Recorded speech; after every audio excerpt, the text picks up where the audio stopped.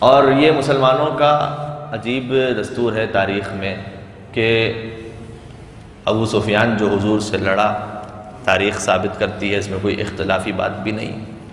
ابو طالب علیہ السلام جنہوں نے حضور کو پالا، پھر یزید جس نے نواز رسول کو شہید کیا، اور نواز رسول کے چاہنے والے ہم اور آپ جو ان کے غم میں روتے ہیں۔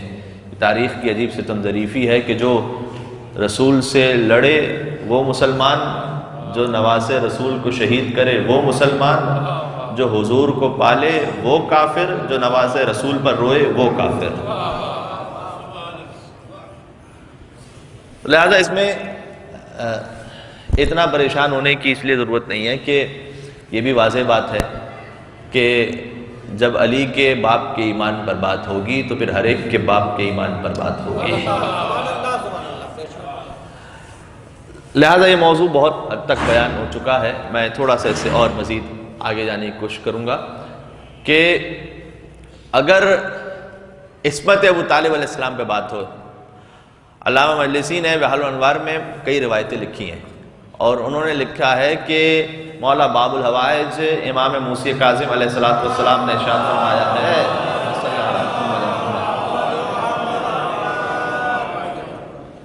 کہ ابو طالب وہ وصی خدا تھے کہ جنہوں نے سابقہ اوصیہ کی امانتیں سرکار ختمی مرتبت کے سپرد فرمائی تھیں۔ لیکن یہ جملہ بہت قابل غور ہے۔ علامہ مجلسی کیا لکھ رہے ہیں؟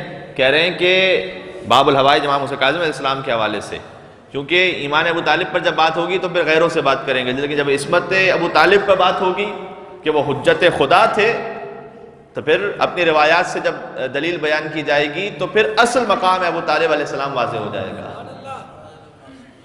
کہ غور فرمائیے گا، ساتھ میں امام نے فرمایا کہ وہ وصی تھے کہ جنہوں نے سابقہ اوصیہ کی امانتیں سرکار ختمی مرتبت تک پہنچائیں، اور علامہ مجلسی یہ لکھتے ہیں کہ یہ امانتیں جن کا امام نے ذکر فرمایا ہے، ایک تو ساری سابقہ آسمانی کتابیں جو مختلف انبیاء پر نازل ہوئی تھیں وہ ابو طالب علیہ السلام کے پاس موجود تھیں۔ دوسرا حضرت موسیٰ کا وہ عصا کہ جس کے صدقے میں حضرت موسیٰ کے تمام معجزات ظاہر ہوئے تھے، اور تیسرا وہ انگشتری کہ جس کے صدقے میں سلیمان کو حکومت عطا ہوئی تھی۔ یہ تمام چیزیں ابو طالب کے ذریعے اور وسیلے سے سرکار ختمی مرتبت کی خدمت میں پہنچی تھیں۔ صلوات پر محمد و آل محمد۔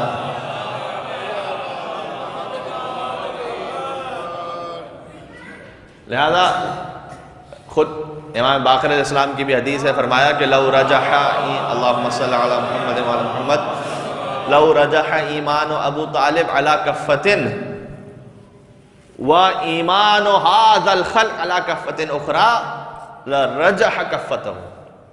امام نے فرمایا کہ اگر قیامت کے دن جب یہ موقع پیش آ جائے کہ ابو طالب کے ایمان کو ترازو کے ایک طرف رکھا جائے اور ساری انسانیت جس نے کبھی لا الہ الا اللہ محمد رسول اللہ کا کلمہ پڑھا ہے ان سب کے ایمان کو ملا کر ترازو کے دوسری جانب رکھا جائے تو لرجح ایمانہ و کفتہ، ابو طالب کا ایمان ان سب پہ غالب آ جائے گا۔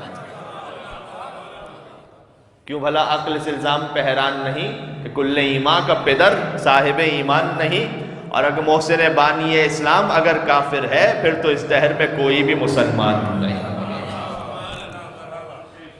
کیونکہ اگر یہ حجت خدا نہ ہوتے تو توحید کا پہلا جلسہ کبھی عمران کے گھر میں نہ ہو رہا ہوتا۔ دیکھیں آپ غور فرمائیے گا۔ اچھا کہیں اور دور کیوں جائیں، دیکھیں ابو طالب سے بڑھ کر کون صحابی رسول ہو سکتا ہے؟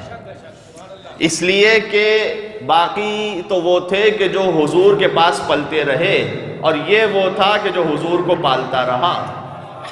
اور صحیح بخاری کی جلد نمبر 3 حدیث نمبر 280 اس میں حدیث لکھی ہوئی ہے، جلد نمبر 3 حدیث نمبر 280 حدیث یہ لکھی ہوئی ہے کہ حضور نے فرمایا کہ جو کسی ایک یتیم کو پالے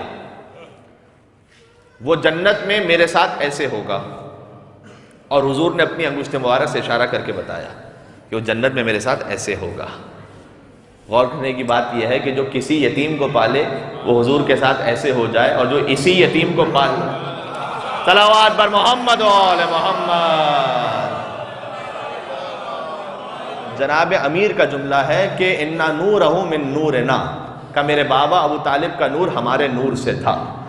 وَخَلَقَ اللَّهُ نُورَهُ قَبْلَ خَلْقِ آدم بِأَلْفِ عام، آدم کا نور آدم کا جب خلق ہوا تھا، پتلا آدم جب خاک سے خلق ہوئے، کہ ابو طالب کا نور آدم سے 2000 سال پہلے پروردگار نے عرش پہ خلق فرمایا تھا. یہ امیر المومنین کا جملہ ہے. لہذا میں نے پہلی جو جملہ کہا تھا گفتگو کی پہلی ابتدا میں، وہ آخر میں دہرا دوں کہ ایمان ابو طالب پر بات کرنا اصل توہین ابو طالب علیہ السلام ہے. وہ حجت خدا تھے، عصمت ابو طالب علیہ السلام پہ بات ہونی چاہیے. وہ وسیع انبیاء تھے.